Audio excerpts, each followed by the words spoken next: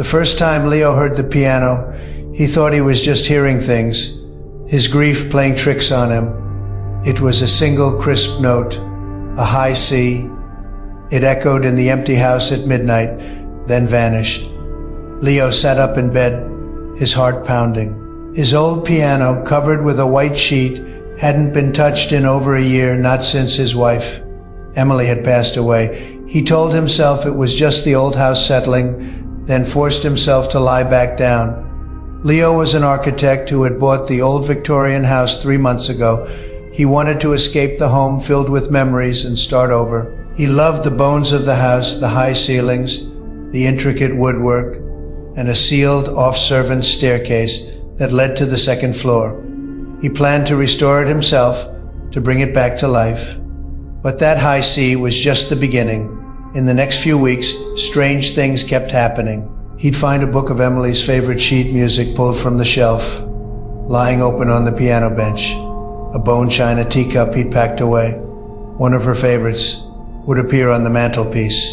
The house started to fill with a strange odor, not mold, but a mix of dust, dried lavender, and the faint, metallic scent of rust.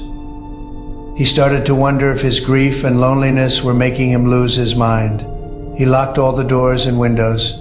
He even placed a book on the piano lid, thinking it would fall if anyone opened it. The book never fell, but the high C would still sound off always when he least expected it. He bought a voice-activated recorder and hid it in a potted plant in the living room. He needed proof, something real to shatter his own excuses. 2 nights later, after a sleepless night of silence, he picked up the recorder, put on his headphones, and pressed play. It was mostly static. He fast-forwarded, his heart in his throat. Then, at 3:07 a.m., a clear click came through the headphones, followed by that all too familiar high C. But this time, after the note, there was something else. A faint, dry whisper, like sandpaper scratching against a throat. The recorder had caught the word perfectly. Mine. Leo felt like he'd been struck by lightning. He ripped off the headphones. Not a ghost, not a hallucination. It was something alive, something possessive hiding in his house. The sealed-off servant's staircase. His mind immediately went there. It was the one dead space in the house he hadn't explored. This time, he didn't hesitate. He grabbed a sledgehammer from his tool shed and walked to the plaster wall covering the staircase.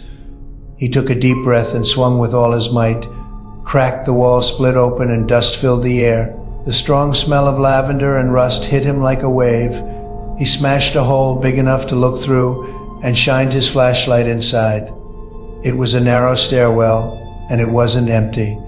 In the dim beam of his flashlight, he saw a nest. A den made of old newspapers, rags, and stolen blankets. But what made his blood run cold was what surrounded the nest. It was a museum. A faded leather ball from a previous owner's child. A small silver bracelet left behind decades ago. Yellowed family photos, torn from old albums. And then he saw his own things, Emily's sheet music, the teacup, one of his old shirts, all arranged neatly in a corner. The sacred offerings. At the top of the stairs, a pair of cloudy eyes stared back at him from the darkness.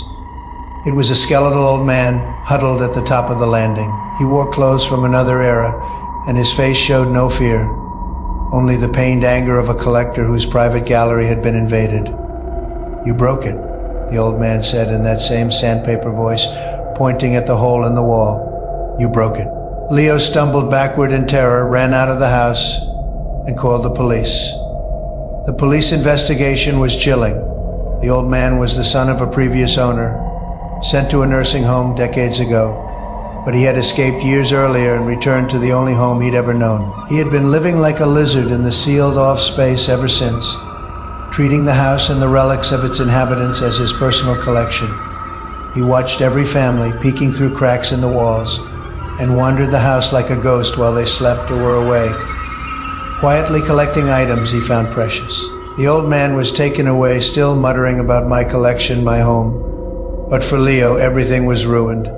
The home he was restoring, his future sanctuary, was now just a giant, violated display case. He wasn't the owner of the house. He and his late wife were just the collector's newest acquisitions. Leo sold the house. He moved into a minimalist, modern apartment with no history. He threw away all his old belongings, trying to erase every trace of the past. But sometimes, late at night, when he sits alone in the quiet of his new living room, he still thinks he can hear a faint, distant he knows it is just in his head.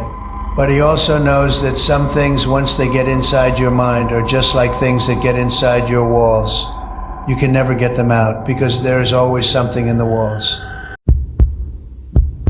As an ER doctor, Adam was used to chaos and sleepless nights. He bought the old house in the suburbs specifically for its quiet, hoping to find a moment of peace away from the endless alarms and groans of the hospital. The house had a strange feature. Nearly every room had an old-fashioned fireplace, but all the chimneys had been sealed shut decades ago. The real estate agent said it was to conserve heat. Adam didn't think much of it. He just liked the way the fireplaces looked as decoration. The first sign was soot. One morning, he woke up to find a small, fine dusting of black soot on his white bedroom carpet right near the fireplace. It looked like a faint fingerprint. He figured he'd tracked it in from outside and vacuumed it up. But the next day, the fingerprint was back, in the exact same spot, almost the exact same shape. Adam was a man of precision. He started paying attention. He noticed these soot prints would appear randomly in different rooms, but always near a fireplace. What unsettled him more was that he started losing things related to warmth and comfort. A wool blanket went missing. One of his thick socks vanished. Even a box of cold medicine he kept on his nightstand disappeared. He started to feel like he wasn't alone in the house. Fear, like a chronic illness, slowly ate at his nerves. He searched for signs of a break, but all the doors and windows were secure. He started having trouble sleeping. In the dead of night, he thought he could hear a faint, rhythmic breathing, as if it was right on the other side of his bed, but separated by a thick wall. The turning point came on a stormy night. A flash of lightning lit up his bedroom. In that split second, Adam swore he saw a thin, shadowy figure, like a wisp of smoke, shrink back into the darkness of his bedroom fireplace. He leaped out of bed and flipped on all the lights. The fireplace was empty, except for a thick layer of dust. But as he got closer, he smelled a strong odor, a mix of soot, sweat, and a sickly smell he knew all too well. He hadn't been seeing things. The next day, Adam took the day off. He called a professional chimney sweep and told them he wanted to reopen the chimney in his master bedroom. The workers spent a long time on the roof. Then one of them came down, his face pale.